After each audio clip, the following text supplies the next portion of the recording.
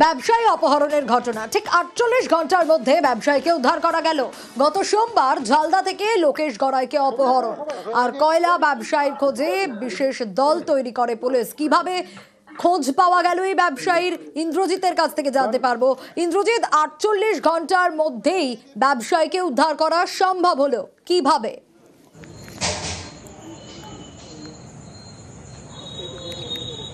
দেখো শুনি, একেবারে পুলিশের বড় সাফল্য এটা বলতে হয়। তার কারণ প্রায় ৪৮ ঘন্টার মধ্যেই উদ্ধার করা হয় ব্যবসায়ীকে। এবং পুলিশ যে সোমবার সকালে যে প্রাতঃভ্রমণে বেরিয়েছিল এবং তারপরেই প্রত্যক্ষদর্শী যে তার কাছে পুলিশ বেশ কিছু তথ্য পায় এবং মোবাইল টাওয়ার, মোবাইল লোকেশন নেয় এবং বেশ কিছু তথ্য পুলিশের কাছে চলে আসে এবং সেই তথ্য ধরেই পুলিশ জাল বেছাতে শুরু করে। এবং অপহরণকারীরা যেখানে ব্যবসায়ীকে লুকিয়ে রেখেছিল ঝাড়খণ্ডে, সেইখানেই পুলিশ প্রায় পৌঁছে গিয়েছিল, কিন্তু অপহরণকারীরা বুঝতে পেরেই ব্যবসায়ীকে ছেড়ে পালিয়ে যায়।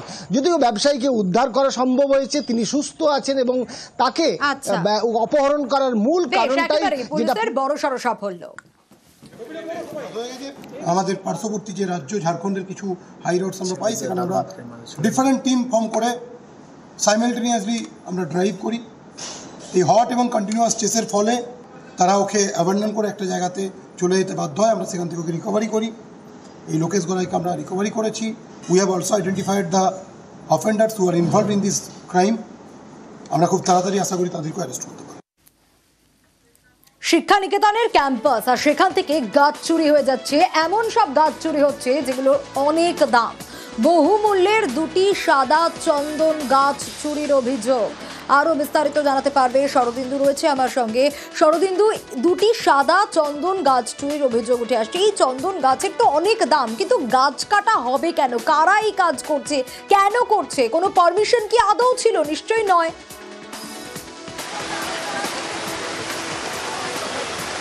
দেখো, রাতের অন্ধকারে চুরি হয়েছে, একেবারেই কোনো অনুমোদনের ব্যাপার তো নেই। রাতের অন্ধকারে চুরি হয়েছে এবং মেমারির এই যে কলানবগ্রাম শিক্ষা নিকেতন, সেটা প্রাচীর দিয়ে ঘেরা এবং তার উপর তার কাটার বেড়া ছিল। সেই তার কাটা কেটে একেবারে ৫-৬ জন দুষ্কৃতী তারা শিক্ষা নিকেতনের ভেতরে গভীর রাতে ঢোকে এবং সেখান থেকে তাদের চিহ্নিত করা গেছে কারা এই ৫-৬ জন দুষ্কৃতী। দেখো সোমবার মাঝরাতে ঘটেছে এবং তারপরে প্রায় ৪৮ ঘন্টা কাটতে চললো। এখনো পর্যন্ত এই দুষ্কৃতীদের কোনো হদিশ মেলেনি। পুলিশ এই ঘটনার জোরদার তদন্ত শুরু করেছে। আশপাশের যে কাঠ ছেঁড়াই কলগুলি আছে সেগুলির উপর নজর রাখা হচ্ছে। পাশাপাশি রাস্তায় যে সিসিটিভি ফুটেজ ক্যামেরা রয়েছে সেগুলির ফুটেজও দেখার চেষ্টা চলছে, যাতে চিহ্নিত করা যায় যে কোন দুষ্কৃতীরা এই কাজ করলো। যদিও এখনো পর্যন্ত জেলা পুলিশ সূত্রে আমরা যেটা জানতে পারছি যে এই চুরির ঘটনায় কাউকে এখনো চিহ্নিত করা এখনো চিহ্নিত করা যায়নি। সীমানা পাঁচিলের উপরে যে তারের ফেন্সিং দেওয়া আছে, ফেন্সিং কেটে ওখান দিয়ে ঢুকেছে বলে আমরা অনুমান করছি। পরের দিন সকালে আমরা দেখতে পাই। থানাকে প্রথমে ওভার টেলিফোন জানায়। মেমারি থানা থেকে অফিসার ইনচার্জ ছিলেন, তাকে পাঠান। তিনি এসে সরেজমিনে ওটা দেখে যান। কোনো কেমিক্যালস ইউজ করা হয়েছে না হলে ভিতরে ৫-৬ জন স্টুডেন্ট রয়েছে, নাইট গার্ড রয়েছে, কেউ কিছু বুঝতে পারেনি। যেভাবে চুরি হয়েছে এটা একাধিক জন, অন্তত ৪ থেকে ৬ জনের টিম ছাড়া এই কাজটা করা সম্ভব নয়। একাধিক জন জড়িয়ে আছে। অন্যদিকে সোদপুর, সেখানে দুষ্কৃতী তাণ্ডবের ঘটনা। তৃণমূল কর্মীর বাড়ি ও গাড়িতে ভাঙচুর। কিন্তু কেন এই ঘটনা ঘটলো? মদ খাওয়ার প্রতিবাদ করেছিলেন, এমনটাই খবর পাওয়া যাচ্ছে। কি ঘটেছে সুবীর আরো ডিটেল জানাতে পারবে। সুবীর, মদ খাওয়ার প্রতিবাদ করার কারণে এই হামলার ঘটনা ঠিক কি ঘটেছে? কারাই কাজ করলো, তাদের ধরা গেছে?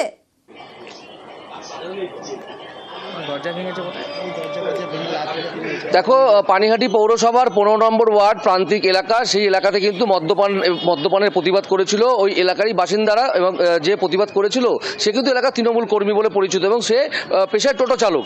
এবং যেই মদ্যপানের প্রতিবাদ করে তখনই এলাকার যে যুবক রয়েছে গুড্ডু শিকদার এবং তার দলবল নিয়েছে কিন্তু তাদের বাড়ির ওপর চড়া হয় এবং তার যে টোটো গাড়ি সেই গাড়ি কিন্তু ভেঙে ভাঙচুর করা হয়। এবং এই ঘটনা এলাকার মধ্যে মানুষের মধ্যে আতঙ্ক তৈরি হয় এবং এই গোটা ঘটনার জন্য খড়দহ থানাতে অভিযোগ দায়ের করা হয়েছে। ইতিমধ্যে এই যে অভিযুক্ত রয়েছে তার খোঁজে খড়দহ থানা পুলিশ বিভিন্ন জায়গায় তল্লাশি চালাচ্ছে, কিন্তু এখনো পর্যন্ত এই ঘটনায় কিন্তু অভিযুক্ত তো কাউকেই পুলিশ এখনো পর্যন্ত গ্রেফতার করতে পারেনি। এবং এই যে গোটা ঘটনা অর্থাৎ মদ্যপানের প্রতিবাদ করায় যে পরিবার, সেই পরিবারের উপর যে আক্রান্ত হতে হলো, এই নিয়ে কিন্তু এলাকার মানুষজন সরব হয়েছে। তারা বলছেন যে দিনের পর দিন এই যে মদ্যপানের যে অভিযোগ তারা বারংবার করে আসছিল, যখন কোনো রকম কোনো সুরাহা হয়নি তারপরেই কিন্তু তারা যখন প্রতিবাদ করে সেই প্রতিবাদের পরেই কিন্তু এই হামলা বলে তারা অভিযোগ করছে। বেশ, গুড্ডু শিকদার বলে একজন আছেন, ওইখানে মদফদ খেয়ে এসে টোটো ভাঙলো। ভাঙার পরে আমরা আওয়াজ পাচ্ছি, আমি ঘর থেকে বেরোতে পারছি না ভয়ে, হাতে অস্ত্র ফস্ত্র আছে। তারপর দেখি এই গেট ধাক্কা, খুব জোরে জোরে ধাক্কা মারছে। আমরা প্রতিবাদ করেছিলাম, এই যে এখানে যেহেতু এরা উল্টো পাল্টা জিনিস করে, খাওয়া দাওয়া করে, নেশাবান করে। কাকি ফোন করে কান্নাকাটি রীতিমতন করছে, কান্নাকাটি করে বলছে বাইরে আওয়াজ হচ্ছে, কে ভাঙচুর করছে দুজনে এসে। তো উনি এই পর্দার ফাঁকা থেকে দেখেছে, দেখে তো বলছে আমরা বেরাতে পারছি না, ভয় লাগছে। তো আমরা বললাম যে ঠিক আছে একটু দাঁড়াও, আমরা আসছি। তারপরে কাকি ফোন করে পুলিশে। এখানে ওর প্রায় দিনই এই সামনে একটা দোকান আছে, তো ওখানে প্রায় দিনই মদ গাঁজা এগুলো খাওয়া। পাড়ার অনেকেই অনেক কিছু বলেছে, বাট কোনোতেই কোনো কিছু হয়নি। ঝাড়গ্রামে ই টেন্ডার বাতিলে শোরগোল। কাপগাড়ি গ্রাম পঞ্চায়েতে টেন্ডার দুর্নীতির অভিযোগ। মার্চে 4টি ই টেন্ডার দেখেও পরে বাতিল, কিন্তু কেন বাতিল করা হলো? ই টেন্ডার বাতিলেই রীতিমতো শোরগোল। ওনার টাইম আছে 10:30 থেকে 11টা, কিন্তু একটার সময় আছে, কিন্তু 2টোর সময় আছে। এগুলো কিন্তু আইনে বলেনি পঞ্চায়েত অফিসে। পরিষেবা থেকে বঞ্চিত। হ্যাঁ, উনি কি আপনাদের বিষয়গুলো নজরে রাখেন? না, রাখে না। আমরা কার কাছে যাব? এখানে পঞ্চায়েত বলে কোনো জিনিস, এখানে পঞ্চায়েতটা ওদের নিজস্ব প্রপার্টি। আমি কতবার অ্যাপ্লিকেশন দিয়েছি, কত আমার নিজের রেকর্ডিং তার পাশে দিয়েছি, কোনোদিন অ্যাভেলেবেল করে আমাকে। আমার তো বসতেও যায়নি ওখানে, আমি যার জন্য আমি ওখানে পারিনি। আমি তো রেলে সার্ভিস, সেই জন্য আমার কোনো কিছু অ্যাভেলেবেল নেই। রাজু রয়েছে আমার সঙ্গে। রাজু, ই টেন্ডার বাতিল আর তাতে শোরগোল তো বুঝলাম, কিন্তু দুর্নীতিরও অভিযোগ রয়েছে। ই টেন্ডার তো মার্চে ডাকা হয়েছিল, তারপরেও কেন বাতিল হলো? দেখো, প্রথমত বলে রাখি যে এই বিষয় নিয়ে জেলা শাসকের কাছে অভিযোগ, এবং এই বিষয়কে কেন্দ্র করেই, ই টেন্ডারকে কেন্দ্র করেই তাদের মধ্যে গন্ডগোল, এবং তারপরেই দুর্নীতির অভিযোগ। যে প্রধান রয়েছে সেই প্রধান তার মনোনীত যে কন্ট্রাক্টর রয়েছে সেই কন্ট্রাক্টরকে দিয়ে কাজ করাবেন, আর সেই কন্ট্রাক্টর যদি না কাজ করে সেক্ষেত্রে সেই টেন্ডার বাতিল হয়, এমনটাই অভিযোগ করছেন উপপ্রধান। উপপ্রধান এও জানাচ্ছেন যে এই প্রধানের বিরুদ্ধে একাধিক অভিযোগ রয়েছে। গ্রাম পঞ্চায়েতের বিভিন্ন কাজের যেমন দুর্নীতি, তার পাশাপাশি যে পঞ্চায়েতের যে 15 ফিনান্স থেকে যে টাকা আসে সেই 15 ফিনান্সের টাকারও গড়মেলেরও অভিযোগ রয়েছে। আর এই বিষয় নিয়ে তারা জেলা শাসককে জানিয়েছেন, এবং জেলা শাসকের তরফ থেকে যেটা জানানো হচ্ছে শীঘ্রই এই বিষয়ের সমাধান হবে, এবং যে কাজ পড়ে রয়েছে এই টেন্ডারে সেই কাজের ব্যবস্থা নেওয়া, এবং কাজ যাতে হয়, মানুষ যাতে পরিষেবা পায় তার দিকে ব্যবস্থা গ্রহণের আশ্বাস। একটু গন্ডগোল এখানে হয়েছিল লোকাল লেভেলে ওদের এখানে, এবং তাতে একটা থানায় এফআইআরও করা হয়েছিল। ব্যবস্থা চলছে ওখানে কিছু সমস্যা হয়েছে প্রধান এবং ওদের মধ্যে তার ব্যবস্থা করা হচ্ছে। আশা করি সমস্যা দ্রুত মিটে যাবে। এবার একটু আউশ গ্রামের দিকে নজর রাখবো। বর্ধমানে সাপের কামড় আর তাতে যুবক অসুস্থ হয়ে পড়ে, কিন্তু তাকে হাসপাতালে নিয়ে গেল না পরিবার, তার বদলে নিয়ে গেল ওঝার কাছে। চিকিৎসা হলো না, যুবকের মৃত্যু হলো। শরদিন্দু রয়েছে আমার সঙ্গে। শরদিন্দু, হয়তো হাসপাতালে গেলে যুবক প্রাণেও বেঁচে যেতে পারতো, কিন্তু পরিবার সেই সময় কেন তাকে ওঝার কাছে নিয়ে গেল? পরিবারের কি যুক্তি? প্রাণটা তো চলে গেল।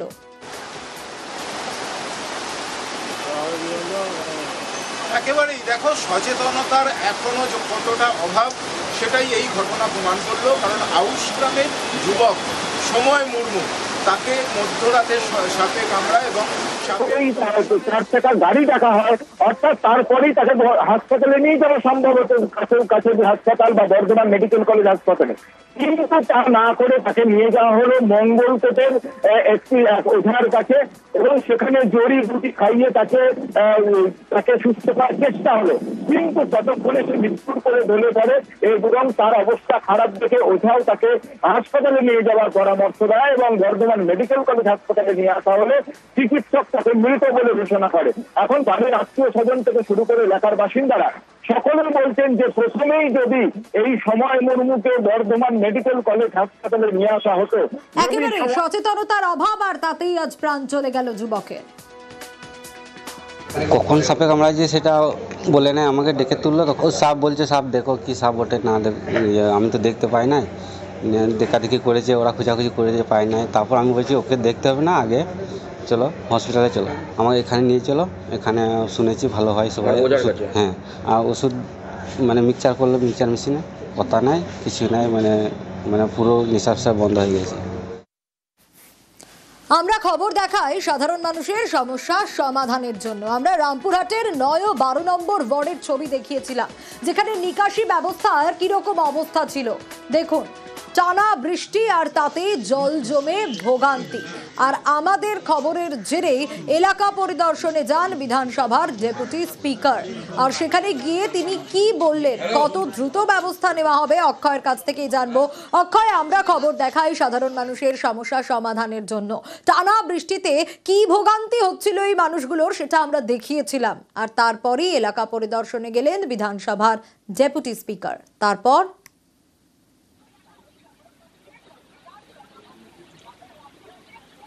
দেখো, তোমাকে জানিয়ে রাখি, গত কয়েকদিন আগে আমরা রামপুরহাট পৌরসভার 11 নম্বর ওয়ার্ড এবং 13 নম্বর ওয়ার্ডের যে নিকাশি নালার যে বেহাল অবস্থা, তার ফলে যে অল্প বৃষ্টিতে জলমগ্ন হয়ে পড়েছিল এলাকা, সেই খবর আমরা তুলে ধরেছিলাম। এরপরেই নড়েচড়ে বসেছে স্থানীয় বিধায়ক তথা রাজ্য বিধানসভার ডেপুটি স্পিকার আশিস বন্দ্যোপাধ্যায়।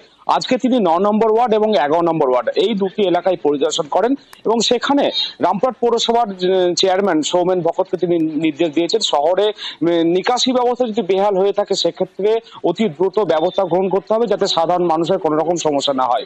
পাশাপাশি বলে রাখি, অল্প বৃষ্টি হলে শহরের বেশ কিছু জায়গায় কিন্তু জল জমছে, এর ফলে কিন্তু সাধারণ মানুষের প্রচুর সমস্যা হচ্ছে। শহরবাসীর একাংশের অভিযোগ যে সময়ে নিকাশি নালাগুলি সংস্কার হচ্ছে না, সেই কারণেই এই অবস্থা।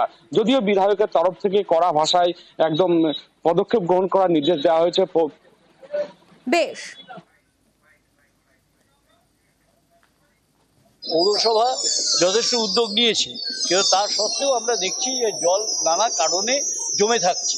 আমাদের অ্যাওয়ারনেসেরও দরকার আছে। কাঁথা বালিশ যেগুলো মানে কাজে লাগে না, সেগুলো কিছু নর্দমায় ফেলে দেওয়া হয়, তাহলে নিশ্চয়ই জল জমে যাচ্ছে।